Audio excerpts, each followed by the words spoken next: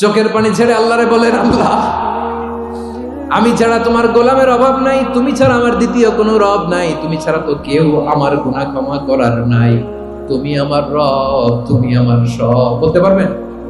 এই তাকরীর আমার পটুয়াখালীর ভাই, এই স্বীকৃতিটা দেখতে আল্লাহ বড্ড ভালোবাসেন, কারণ আমরা সবাই গুনাহগার। আমরা সবাই কি? বিশ্বনবী বলেন কুল্লুকুম খাত্তাউন, আ বানি আদম, তোমরা সবাই পাপী। সবাই কি? সবাই পাপী। আমরা সবাই পাপী। আপন পাপের বাটখারা দিয়ে অন্যের পাপ মাপি। আমরা যে পাপী এটা ভাবতে মনে চায় না কারো, খালি অন্যের পাপ দেখি আমরা, এটা ভুল। ওর এই পাপ, ও পাপী, ও জালেম, ও জাহান্নামী, এরকম একটা টেন্ডেন্সি। আমার যে কি হালাত এটার খেয়াল নাই। খেয়াল করতে হবে যে আমি সবচেয়ে বড় পাপী, ঠিক কিনা বলেন? পাপ করি নাই এমন কেউ আছি? হ্যাঁ আছি। কেউ না জানলেও জানে কে আমার পাপের ঘটনা? পৃথিবী না জানুক আমি তো জানি, আমি কি পাপ করেছি। হায় ও আমার কলিজার টুকরা ভাইয়েরা, মাথাটাকে নিচু করে জীবনের সব গুনার ফিরিস্তিগুলো একটা একটা করে স্বীকার করে আল্লাহরে বলেন, আল্লাহ আমি পাপী। আল্লাহ আমার চেয়ে বড় পাপী এই দুনিয়াতে কেউ নাই। আকাশের নিচে জমিনের উপরে আমার চেয়ে বড় পাপী কেউ নাই। একটা একটা করে আল্লাহ স্বীকার করি আমি পাপী। সব পাপের স্বীকৃতি দিলাম। পৃথিবী না জানুক আমি তো জানি, আমি কি পাপ করেছি। হায় আমার পাপের করলে বিচার, বাঁচার আমার নাই উপায়। দয়াময় তুমি মাফ করো আমায়, মাফ করো। আল্লাহ তাআলা যদি দয়া করে আমাদেরকে মাফ না করে, আমাদের বাঁচার কোনো উপায় নাই। আপনি কি ভেবেছেন আপনার নামাজ দিয়ে আপনি জান্নাতে যাবেন? আপনি তাহাজ্জুদ গুজার, সেজদা দিতে দিতে কপালে দাগ ফেলেছেন, এটা আপনারা জান্নাতে নেবে না? আপনি এলাকার সবচেয়ে বড় হাতেম তাই দানশীল, এই দানের ভরসায় বসে আছেন। কুশিন কালোরা আমাদের নামাজ, আমাদের রোজা, আমাদের ইবাদত, এগুলোকে মিজানের পাল্লায় উঠালে কোনো ওজনই হবে না। তবে আমাদের একটা কৌশল জানা আছে, আমরা আল্লাহর রহমতের ভিখারি। আমরা সেদিন আগেই গুনার স্বীকৃতি দিয়ে দেব। আমরা বলবো, আল্লাহ তুমি প্রশ্ন করার আগে তোমার একটা কথা বলি, আমারে কিছু জিজ্ঞেস করো না, আমি সব করেছি। এমন কোন পাপ নাই যে পাপ আমারে দিয়ে হয় নাই। তোমার রহমত দিয়ে তুমি জান্নাতে পাঠাবা, তোমার দয়ায় জান্নাতে যেতে চাই, আমল দিয়ে না। পারবেন বলতে? কিয়ামতের দিন আমরা বলবো, আল্লাহ আমার আমল দিয়ে জান্নাত চাই না, আমি তোমার দয়া দিয়ে জান্নাত চাই। তোমার দয়া ছাড়া আমার কোনো উপায় নাই। কারণ আল্লাহ যদি বিচার করে বাঁচার কারো উপায় নাই। আল্লাহ যদি বলে ফেলেন তুই এটা করলি কেন, ওখানে গেলি কেন, কোরআনে 1000 বার নিষেধ করলাম তারপরেও এই পাপে জড়ালি কেন, এরকম প্রশ্ন ছুড়ে দিলে আমার উত্তর আছে? বাঁচার কোনো উপায় আছে? রোজ হাসরে হে আল্লাহ আমার করুণা বিচার, আল্লাহ করুণা বিচার। বিচার চাই না তব দয়া চাই, এ গুনাহগার করুণা বিচার। আপনার আমল দিয়ে জান্নাতে যাবেন? কি দিয়ে যাবেন? আল্লাহর দয়া দিয়ে। আল্লাহর রহম আর দয়া ছাড়া কেউ জান্নাতের চেহারাও দেখতে পাবে না। চাইবো একজন সত্তার কাছে, আওয়াজ করে বলুন তিনি কে? একজন সত্তার কাছে চাইবো। বিশ্বনবী ওনার চাচাতো ভাই আব্দুল্লাহ ইবনে আব্বাস রাদিয়াল্লাহু তাআলা আনহুকে বললেন, ইয়া আব্দুল্লাহ ইবনে আব্বাস, হে আব্দুল্লাহ ইবনে আব্বাস, ইদা সাআলতা ফাসআলিল্লাহ, যখন চাইবে আল্লাহর কাছে যাও। ও আব্দুল্লাহ, যখন চাইবা আল্লাহর কাছে চাও। ওয়া ইদা ইসতাআনতা ফাসতাইন বিল্লাহ, যখন সাহায্য চাইবা আল্লাহর কাছে ফরিয়াদ করো। জেনে রেখো আব্দুল্লাহ, ওয়া'লাম আন্নাল উম্মাতা লাউ ইজতামাআত আলা আন ইয়ানফাউকা বিশাইইন লাম ইয়ানফাউকা ইল্লা বিশাইইন ক্বাদ কাতাবাহু আল্লাহু লাক। ও আব্দুল্লাহ, জেনে রেখো, মনে রেখো, গোটা বিশ্বের সবাই মিলে যদি তোমার উপকার করতে চায় ততটুকুই তারা করতে পারবে যতটুকু আল্লাহ তোমার নসিবে সেটা লিখে রেখেছে। ঠিক কিনা বলেন? আর যদি গোটা বিশ্বের সবাই মিলে তোমার বিরুদ্ধে কনস্পাইরেসি করে, ষড়যন্ত্র করে, গোটা বিশ্বের সবাই মিলেও যদি তোমার ক্ষতি করতে চায় ততটুকুই শুধু পারবে যেটা আল্লাহ তোমার জন্য বরাদ্দ রেখেছে। যতটুকু আল্লাহ তাআলা তোমার জন্য বরাদ্দ রেখেছে অতটুকুই ক্ষতি করতে পারবে, আর এক চুল বেশিও করতে পারবে না, কমও করতে পারবে না। চিল্লায় বলেন ঠিক কিনা? এজন্য আমরা চাইবো কার কাছে? সবাই বলেন নাই, আওয়াজ করে বলেন কার কাছে? সব সময় আমরা আল্লাহর কাছে চাইবো, বিপদে আপদে, সুখে দুঃখে, সচ্ছল অবস্থায় অসচ্ছল অবস্থায়, পরাজয়ের সময় বিজয়ের সময়, সব সময় আমরা ভরসা রাখবো কার উপর? সবাই বলুন। একদল লোক আছে যারা বিপদে পড়লে আল্লাহরে ডাকে, আছে না নাই? পটুয়াখালীতে মাশাআল্লাহ নাই, বিপদ আসলে আল্লাহরে ডাকে, বিপদ নাই আল্লাহও নাই। বিপদে পড়লে নামাজ পড়ে, বিপদও নাই নামাজও নাই। বিপদে পড়লে জিকির করে, বিপদ যখন চলে যায় ওদের জিকিরও বন্ধ হয়ে যায়। এরকম আছে না নাই? কিছু লোক দেখবেন পরীক্ষা আসলে নামাজ পড়ে, আছে আছে, জেনজি আওয়াজ করে, এরকম আছে? এই কমন পড়ে গেছে, কমন পড়ছে। দেখবেন পরীক্ষার সময় নামাজ পড়ে, পরীক্ষাও নাই নামাজও আছে। এরকম কিছু লোক আছে অসুস্থ হলে আল্লাহরে বড্ড ভালোবাসে, আল্লাহরে খুব ডাকে। অসুস্থ হইলে অসুস্থতাও নাই, আল্লাহ স্মরণও নাই। দেখবেন কিছু লোক নির্বাচন আসলে খুব আল্লাহ আল্লাহ হয়ে যায়, তখন দেখবেন মাথার মধ্যে হেজাব লাগায়, পাঞ্জাবি লাগায়, আল্লাহ আল্লাহ হয়ে যায়। নির্বাচনও নাই, এরপরে আল্লাহর কথাও নাই। আছে না নাই? না, এরকম হওয়া যাবে না। সব সময় আমরা আল্লাহরে ডাকবো, বিপদে আপদে সব সময় ভরসা রাখবো আমরা একজনের উপর। আওয়াজ করে বলেন তিনি কে?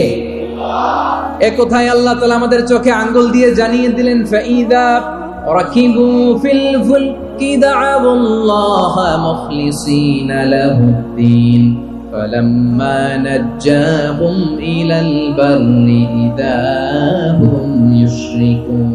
আল্লাহ বলে একদল লোক আছে, তারা যখন নৌযানে চড়ে, জলযানে চড়ে, সাগরের মধ্যে যখন জাহাজে চড়ে, লঞ্চে চড়ে, তারা যখন তুফানের সম্মুখীন হয় তখন তারা আল্লাহরে বড্ড বেশি ডাকে, একান্ত ভাবে ডাকে, বিশুদ্ধ চিত্তে ডাকে। আবার তুফান থেকে তাদেরকে সেফ জোনে নিয়ে, নিরাপদ জোনে নিয়ে যখন বন্দরে আমি আল্লাহ তাদেরকে ভিড়িয়ে দেই, ওই লোকগুলো আবার আমি আল্লাহর সাথে শিরিক করে। এরকম আছে না নাই? জাহাজে উঠছে, সাগরের মাঝখানে তুফান, ওই সময় দেখবেন আল্লাহ কারে কয়। এই কথা তো আপনাদেরকে বোঝানো সহজ, আপনারা তো নদীর দেশের মানুষ। লঞ্চে চড়েন নাই কারা কারা? দেখি, লঞ্চে চড়ছেন? হ্যাঁ, লঞ্চে চড়ে নাই এরকম একজনও নাই এখানে। আচ্ছা, লঞ্চে উঠছেন কে কে? দেখি। মাশাআল্লাহ মাশাআল্লাহ মাশাআল্লাহ, ঠিক আছে, আপনাদের বোঝানো সহজ। আচ্ছা, লঞ্চে উঠে তুফানের সম্মুখীন হয়েছেন, জলোচ্ছ্বাস, সবাই? মাশাআল্লাহ। তো এই ওয়াজ তো আপনাদের মুখস্থ, ঠিক কিনা বলেন? আমার বলার দরকার নাই, বলেন।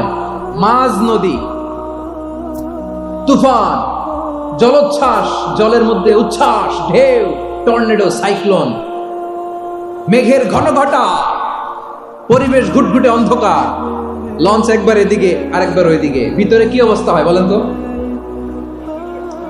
হ্যাঁ, তখন মুসলিম আল্লাহরে ডাকে, হিন্দু আল্লাহরে ডাকে, ঠিক কিনা বলেন? আস্তিক আল্লাহরে ডাকে, নাস্তিক আল্লাহরে ডাকে, ঠিক কিনা? লঞ্চের ভেতর, স্টিমারের ভেতর কান্নারে রোল পড়ে যায়, চিৎকারের রোল পড়ে যায়, সবার মুখ দিয়ে শুধু একটা আওয়াজ, লা ইলাহা ইল্লাল্লাহ। লা ইলাহা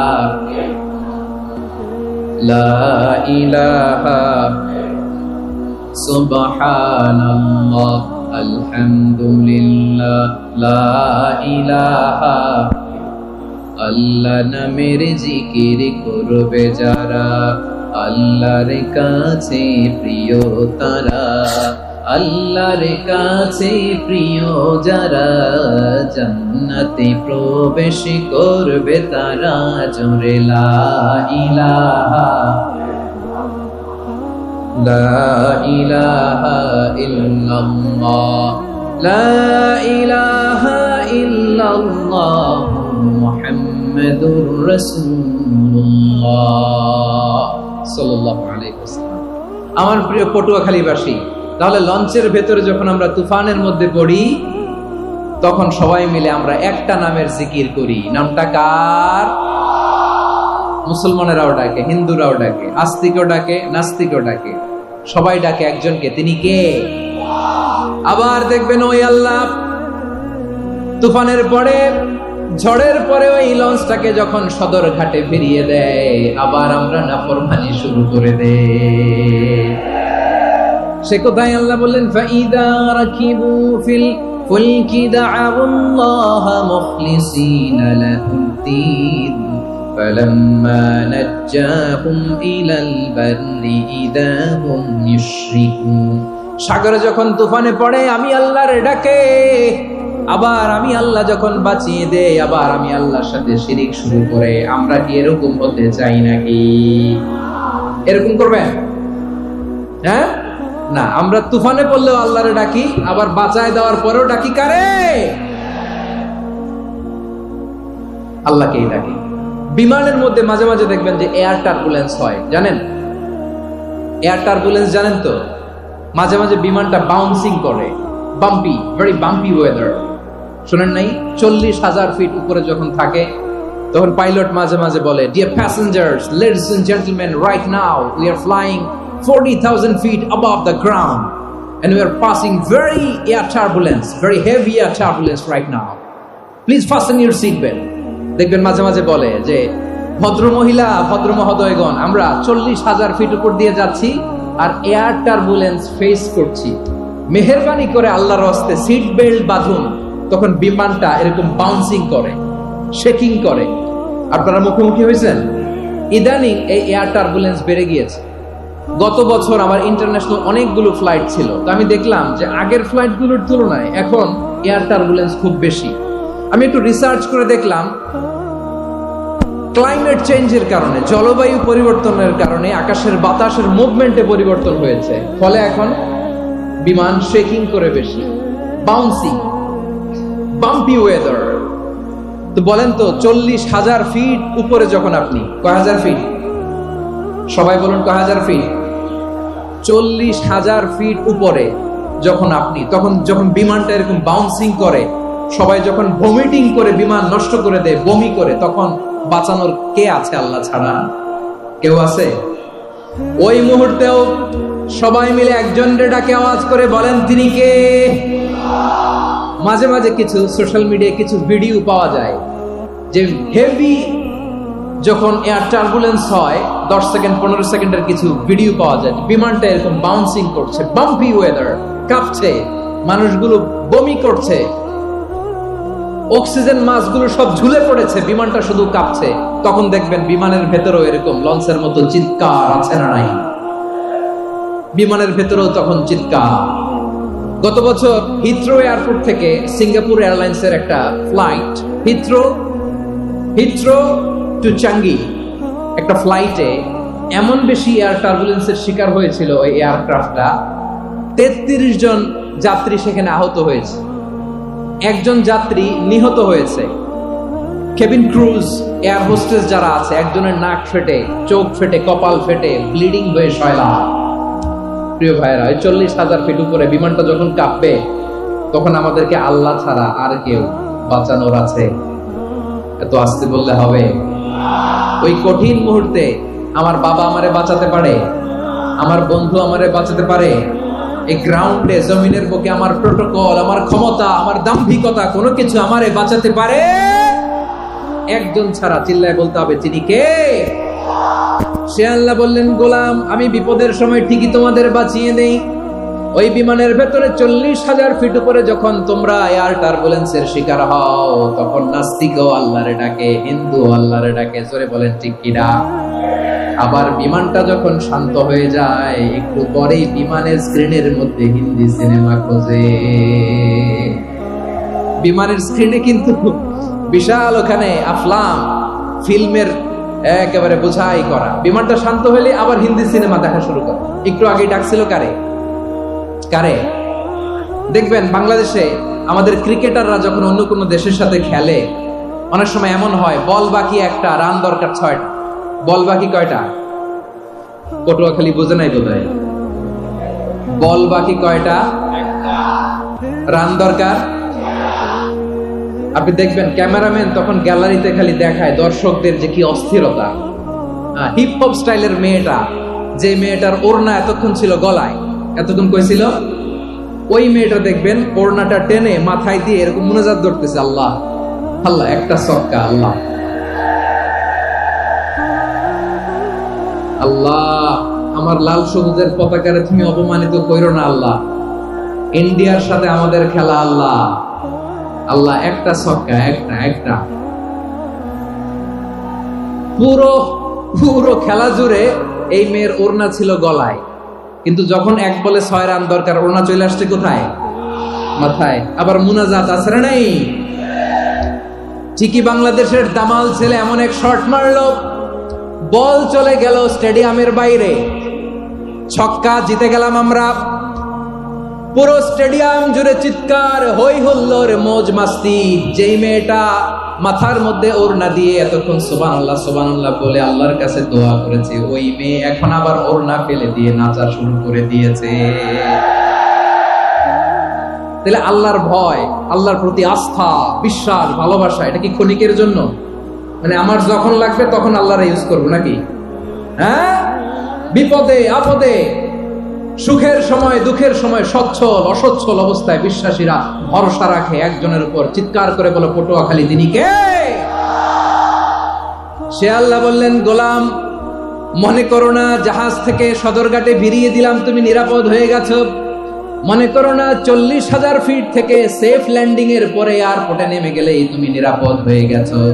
ও মিয়া, বিপদ কি শুধু সাগরে আর আকাশে? ঘরের বিপদও, ঘরের ভেতরও বিপদ আসতে পারে কি পারে না?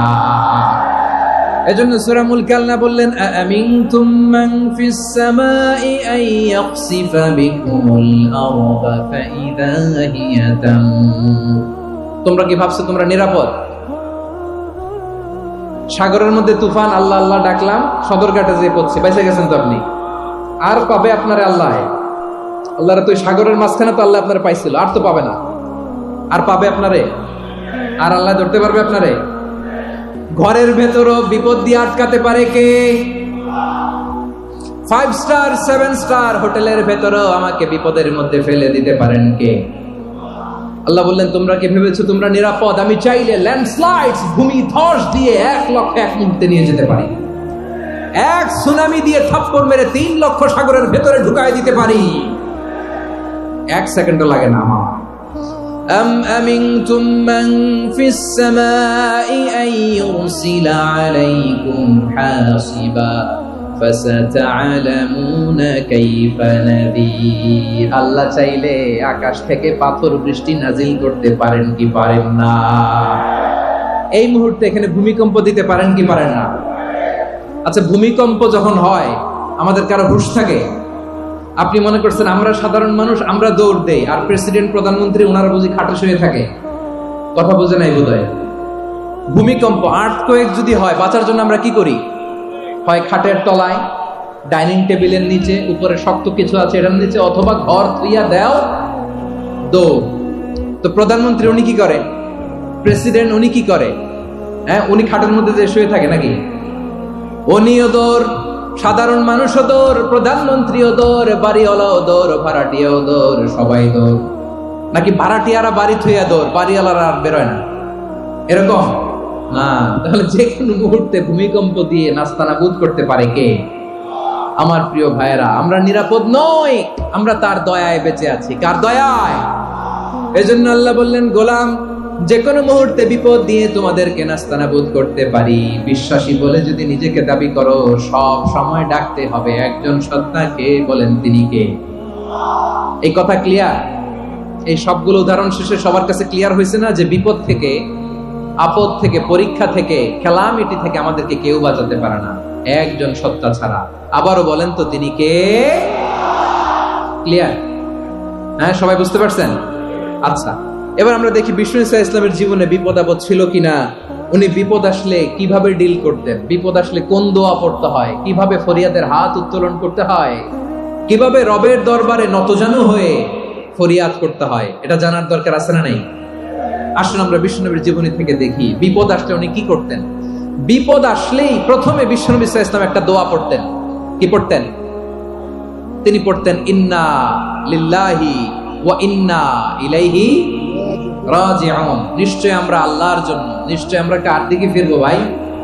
আবার কার দিকে ফিরবো? আওয়াজ করে বলুন তো, আমরা এসেছি কার কাছ থেকে, আবারও ফিরে যাব কার কাছে? এজন্য বিষ্ণুই পড়ছেন, ইন্না লিল্লাহি ওয়া ইন্না ইলাইহি রাজিউন। নিশ্চয় আল্লাহর জন্য, ওই আল্লাহর দিকেই আমরা ফিরে যাব। তারপরে বিষ্ণুই পড়তেন, আল্লাহুম্মা আজুরনি ফি মুসিবাতি ওয়াখলুফ লি খায়রাম মিনহা। একসাথে প্রথমে পড়তেন ইন্না লিল্লাহি ওয়া ইন্না ইলাইহি রাজিউন, তারপর পরে পড়তেন আল্লাহুম্মা আজুরনি ফি মুসিবাতি ওয়াখলুফ লি খায়রাম মিনহা। মানে আল্লাহ, এই যে আমি বিপদে ধৈর্য ধারণ করলাম, এটার সব তুমি আমারে দাও, আর যেটা হারালাম এর চেয়ে ভালো কিছু দিয়ে মেকআপ করে দিও, ভালো কিছু দিয়ে বদল করে দিও। সুবহানাল্লাহ পড়েন। তাহলে বিপদ আসলে আমরা কি পড়ব? কথা বলেন। এই যে আমি শুয়েছিলাম, নাশিদ গাচ্ছিল ওরা, এদেশে পরস্পরে দেখা হলে দেয় সালাম, এদেশে আমজনতার হৃদয় জুড়ে পাকালাম, এদেশে বিপদ এলে সর্বজনে সর্বক্ষণে দোয়া পড়ে ইন্না লিল্লাহি। কি পড়ে? সুবহানাল্লাহ সুবহানাল্লাহ সুবহানাল্লাহ সুবহানাল্লাহ। এদেশে আজান শুনে সূর্য ওঠে শহর গ্রামে, এদেশে আজান শুনে সূর্য ডুবে সন্ধ্যা নামে, এদেশে সকল কাজে সবাই বলে বিসমিল্লাহ, এদেশে ভালো কিছু দেখে শুনে হাসি মুখে সবাই বলে মাশাআল্লাহ। সুবহানাল্লাহ পড়ে। তাহলে বিপদ এলে আমরা কি পড়ি? কথা বুঝলে সবাই উত্তর দিতে হবে। বিপদ এলে কি পড়ি?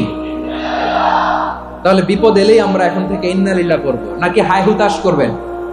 একদল আছে হাই হুতাশ করে, হায় আল্লাহ রে মোর কি হইল রে, মই কি হরমু রে, মই কমবে জামু রে। আছে না নাই? এরকম বিলাপ করতে নিষেধ করেছেন বিশ্বনবী। কি করব, কই যাব, কি হবে, হায় হায়, এরকম হাহুতাশ আছে না নাই? বিশ্বাসীরা হাহুতাশ করে না, তারা ইন্না লিল্লাহ পড়ে। কি পড়ে? মনে থাকবে? আমরা পড়বো ইন্না লিল্লাহি ওয়া ইন্না ইলাইহি রাজিউন। নিশ্চয়ই আমরা আল্লাহর জন্য, আমরা আল্লাহর দিকেই ফিরে যাব। এরপর পড়বো আল্লাহুম্মা আজুরনি ফি মুসিবাতি ওয়াখলুফ লি খায়রাম মিনহা। আল্লাহ, আমি যে বিপদে ধৈর্য ধারণ করলাম এটার সওয়াব দিও, আর যা হারালাম তার চেয়ে ভালো কিছু দিয়ে বদল করে দিও। সুবহানাল্লাহ পড়েন।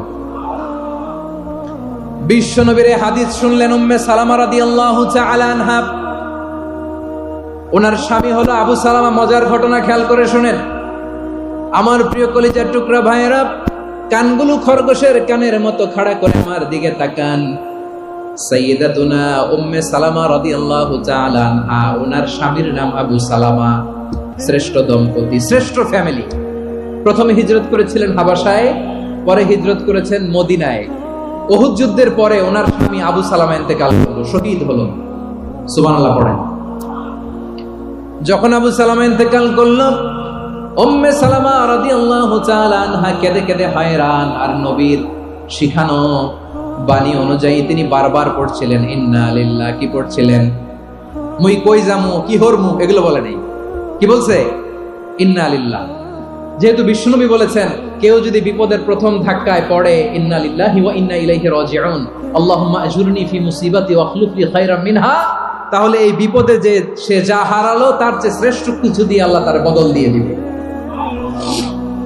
এই হাদিস শুনে উম্মে সালামা রাদিয়াল্লাহু তাআলা আনহা ওনার প্রাণ প্রিয় স্বামী আবু সালামার ইন্তেকালের পরে চোখের পানি ছাড়ে আর পড়ে ইন্না লিল্লাহি ওয়া ইন্না ইলাইহি রাজিউন আল্লাহুম্মা আজুরনি ফি মুসিবাতি ওয়াখলুফনি খায়রাম মিনহা। বারবার এই দোয়া পড়ে চোখের পানি ছাড়ে, এই দোয়া পড়ে চোখের পানি ছাড়ে, আর মনে মনে বলে আবু সালামার মতো ভালো মানুষ মদিনাতে নাই, আবু সালামার চেয়েও ভালো মানুষ মদিনাতে নাই, তার চেয়ে ভালো মানুষ কি করে আল্লাহ তাআলা আমারে দিবে, তার চেয়ে ভালো মানুষ তো আমি মদিনাতে দেখি না। চোখের পানি দিয়ে বুক ভাসায় আর নবীর হাদিসের উপর আমল করে পড়ে ইন্না লিল্লাহি ওয়া ইন্না ইলাইহি রাজিউন, ইন্না লিল্লাহি ওয়া ইন্না ইলাইহি রাজিউন। পড়তে পড়তে চোখের পানি ছাড়ে আর চিন্তা করে বিশ্বনবী বললেন এই দোয়া পড়লে যেটা হারালাম তার চেয়ে ভালো কিছু দিয়ে আল্লাহ পুরস্কার দেয়। আবু সালামের চেয়ে ভালো মানুষ মদিনার মধ্যে আর কে হতে পারে? কি আজীব তামাশা, কি অবাক করা ঘটনা। কিছুদিন পরে দেখা গেল সাইয়্যিদুল মুরসালিন রাহমাতাল লিল আলামিন স্বয়ং বিশ্ব নবী উম্মে সালামাকে বিয়ের প্রস্তাব পাঠিয়েছে। স্বয়ং বিশ্ব নবী উম্মে সালামা রাদিয়াল্লাহু তাআলা থেকে বিয়ের প্রস্তাব পাঠিয়েছেন। উনি রাজি হয়ে গেলেন, বিয়ে হয়ে গেল, উনি হয়ে গেলেন উম্মুল মুমিনিন, আমাদের মা, পুরো মুসলিম উম্মার মা। চিৎকার করে বলেন আল্লাহু আকবার। তাহলে আমার প্রাণ প্রিয় ভাইয়েরা, বিপদে পড়লে আমরা পড়বো ইন্না লিল্লাহি ওয়া ইন্না ইলাইহি রাজিউন আল্লাহুম্মা আজুরনি ফি মুসিবাতি ওয়াখলুফনি খায়রাম মিনহা। পড়বেন? পড়বেন না? যারা যারা বিপদ আসলে এই দোয়াটা পড়বেন এখন থেকে আওয়াজ করে ইনশাআল্লাহ বলেন। যা হারাইছেন তার চেয়ে শ্রেষ্ঠ জিনিস দিয়ে বদলা দিবে কে? বিশ্বাস হয়? একটু সন্দেহ লাগে মনে হয়, একটু সন্দেহ আছে? যাদের বিশ্বাস হবে তাদের কি আল্লাহ উত্তম বদলা দিবে, ঠিক কিনা বলেন? তাহলে বিপদে পড়লেই প্রথমে আমরা এটা পড়ব। দোয়াগুলো যদি এখন মুখস্থ না হয়, এই যে রেকর্ডিং হচ্ছে পেয়ে যাবেন, কালকেই পেয়ে যাবেন, শুনে শুনে মুখস্থ করবেন। আমার মায়েরা, আমার বোনেরা, আপনাদের জন্য 3টি মাঠের অ্যারেঞ্জমেন্ট করা হয়েছে, আমি জানি। আপনারাও এই দোয়াগুলো পড়বেন, আপনার স্বামীকে শেখাবেন, সন্তানকে শেখাবেন, আপনার পুরো পরিবারটাকে জান্নাতের টুকরো বানিয়ে দিবে কে? তাহলে বিপদ আসলে প্রথমে কি পড়তে হবে এটা জেনে গেলাম। এরপরে বিপদ আসলে নিজেকে কি করে আল্লাহর কাছে সঁপে দিতে হয় এটাও জানার দরকার আছে না নাই? বিপদে প্রথমে ইন্না লিল্লাহ পড়লাম, ধৈর্য ধারণ করলাম, বিপদ থেকে উদ্ধারের সর্বোচ্চ চেষ্টা করলাম। আমার কাজ যখন শেষ তখন আমি আমার এই বিষয়টা আল্লাহর কাছে সঁপে দিব। কার কাছে সুপর্দ করব? কার কাছে? বিপদে বললে কেমন করে নিজেকে আল্লাহর কাছে সঁপে দিতে হয় আসুন সাইয়েদনা ইব্রাহিম আলাইহিস সালামের জীবনী থেকে জানি। আল্লাহর খলিল ইব্রাহিম আলাইহিস সালাম আমাদের মতো সমাজ ব্যবস্থা পায় নাই। আমরা জন্মের পরে আমাদের কানের ভেতরে আজান দিয়েছে কে? একামত দিয়েছে কে? আমাদের বাপদাদারা আমাদের কানে আজান দিয়েছে কি? দেয় নাই। আমাদের জন্মের পরেই তো আজান, একামত, বাড়ির পাশে মসজিদ, প্রতিদিন আজান, জুমার খুতবা, প্রতি মাসে মাসে তাফসীরুল কোরআন মাহফিল, মসজিদ, মিনারা, অভাব নাই, ঠিক কিনা বলেন? আপনি যেই সুন্দর ইসলামিক এনভায়রনমেন্ট পেয়েছেন, আমাদের ইব্রাহিম খলিল উনিও কি এরকম পেয়েছিলেন? হ্যাঁ, উনি জন্মের পর পরে ওনার কানে আজান দিয়েছে কেউ? আমার প্রিয় ভাইরা, আগা গোড়া একটা শিরকি পরিবেশ উনি জন্মগ্রহণ করেছেন। উনি ছাড়া ওই তল্লাটে একজনও আল্লাহর উপর বিশ্বাসী নাই। কল্পনা করতে পারেন? গোটা তল্লাটে, গোটা দেশে বিশ্বাসী মুমিন, আল্লাহর উপর বিশ্বাস স্থাপনকারী কয়জন? সবাই বলেন কয়জন? বাকি সব মুশরিক। বাকি সব মুশরিক নিজের সাথে নিজে শক্ত বোঝাপড়া করে, অ্যানালজি করে, সেলফ কনভারসেশন করে উনি মহা সত্যের সন্ধান পেয়েছে। উনি আকাশের তারা দেখে ভাবে মনে হয় এটাই আমার খোদা, পরে দেখে তারা নাই, মনে মনে বলে না তাইলে এটা না। আবার চাঁদ দেখে বলে চাঁদটা বড় মায়া লাগে, মনে হয় এটাই আমার রব, পরে দেখে চাঁদও নাই, কয় না এটা না। এরপরে দ্বীপ প্রহরের জলজলে সূর্যটা খাঁ খাঁ করে গোটা পৃথিবীটারে রৌদ্র দিয়ে তাতিয়ে রাখে। তিনি ভাবলেন মনে হয় এটাই আমার রব, কারণ এটাই তো সবচেয়ে বড়। কিন্তু বিকেল বেলা ওই সূর্যটাও যখন চলে যায়, সাইয়েদনা ইব্রাহিম বলে না এটাও তো নাই, আমার খোদা যদি আমারে ছেড়ে চলে যায়, বিপদে পড়লে আমারে উদ্ধার করবে কে? এভাবে নিজের সাথে অ্যানালজি, সেলফ কনভারসেশন করতে করতে করতে তিনি মহা সত্যের সন্ধান পেয়েছেন। সুবহানাল্লাহ। সব শেষে তিনি ডিসিশন নিয়ে ঘোষণা দিলেন, ইন্নী ওয়াজ্জাহাতু ওয়াজহিয়া লিল্লাযী ফাতারাস সামাওয়াতি ওয়াল আরদা হানিফান ওয়া মা আনা মিনাল মুশরিকিন। নিশ্চয় আমি এমন সত্তার দিকে মনোনিবেশ করলাম, মুখাপেক্ষী হলাম, যিনি আকাশ বানিয়েছেন, জমিন বানিয়েছেন, আমি মুশরিক নই। সুবহানাল্লাহ। পারতেন? আপনি পারতেন? কেউ নাই, লক্ষ লক্ষ মুশরিক, আপনি একা। ওনার মতো এরকম বিচক্ষণতা দিয়ে আল্লাহরে খুঁজে পাইতে পারতেন আপনি? কি নবী ছিল, আল্লাহকে খুঁজে পেয়েছে। যখন আল্লাহর ইবাদত শুরু করলো, এই কথা ছড়ায় পড়লো চারদিকে। নমরুদ সাইয়েদনা ইব্রাহিমকে ডেকে পাঠালেন।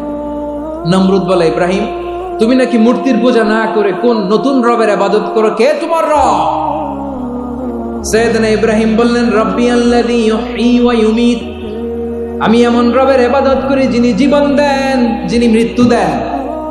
নমরুদ বলে, তাই নাকি? তোমার রব জীবন দেয়, মৃত্যু দেয়, আর এটা তো আমি দেই। আমিও তো জীবন দেই, আমিও তো মৃত্যু দেই। সাইয়েদনা ইব্রাহিম বললেন, কেমন করে তুমি জীবন দাও, মৃত্যু দাও, একটু দেখাও তো। নমরুদ জেলখানা থেকে দুজন কয়েদিকে ডেকে আনলো। কয়েদি এনে অর্ডার করলো, একটাকে এখনই শিরোচ্ছেদ, হেড অফ, ডেথ পেনাল্টি, মৃত্যুদণ্ড দেয়া হলো, ফিনকি দিয়ে রক্ত বেরোনো। নমরুদ বলে, দেখো, দুজনকে ধরে আনলাম, একজন কয়েদিকে দিলাম ডেথ পেনাল্টি, মৃত্যুদণ্ড, ওরে মৃত্যু দিলাম। আরেকজন যে দাঁড়িয়ে আছে, চাইলে ওরেও আমি মৃত্যুদণ্ড দিতে পারি, কিন্তু না, ওরে আমি দিব না, ওরে আমি বাঁচাইয়া দিলাম, ছেড়ে দিলাম, মানে জীবন দিলাম।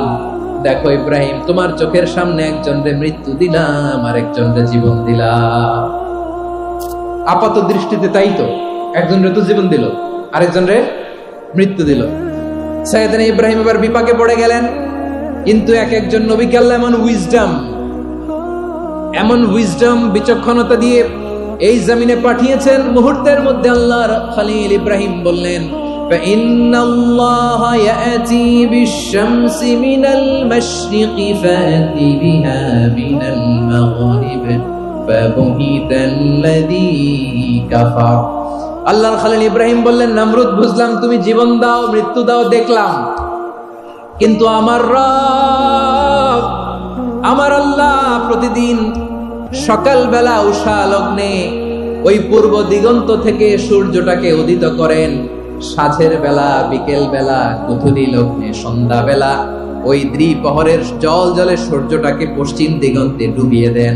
মানে সকালবেলা পূর্ব দিক থেকে উদিত করা সূর্যটাকে পশ্চিম দিকে বিকেলে তিনি ডুবিয়ে দেন। তুমি যদি পারো ওই সূর্যটাকে পশ্চিম দিক থেকে উদিত করে পূর্ব দিকে ডুবিয়ে দাও।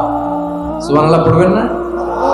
দেখেন, ইনস্ট্যান্ট ইন্টেলেক্ট, মুহূর্তে বিচক্ষণতা, উইজডম কাকে বলে? নমরুদ পারবে? নমরুদের বাপ পারবে? ওর দাদা, ওর 14 গোষ্ঠী, গোটা বিশ্বের সব ক্ষমতাধর রাষ্ট্রনায়করা একসাথে হলে পারবে? ফাবুহিতাল্লাযী কাফার পারে নাই, ব্যর্থ হয়েছে। এবার তেলে বেগুনে জ্বলে উঠেছে, রেগে মেগে আগুন বলে, ফালকুহু ফিল জাহিম। ওর সাথে তর্ক নাই, না পেরে এবার এটারে আগুনে ফেলা। বিশাল বিশাল গাছ কেটে লাকড়ি এনে আগুনের কুণ্ডলি বানানো হলো, দাও দাও দাও দাও করে আগুন জ্বলে। আল্লাহর খলিল ইব্রাহিমকে আগুনে নিক্ষেপ করা হবে। আল্লাহর খলিল সাইয়েদনা ইব্রাহিমের হাতের মধ্যে রশি দিয়ে টাইট করে বাঁধা হলো, পায়ের মধ্যেও টাইট করে রশি দিয়ে বাঁধা হলো। আল্লাহর খলিল ইব্রাহিমকে আগুনের কুণ্ডলির মধ্যে ফেলা হবে।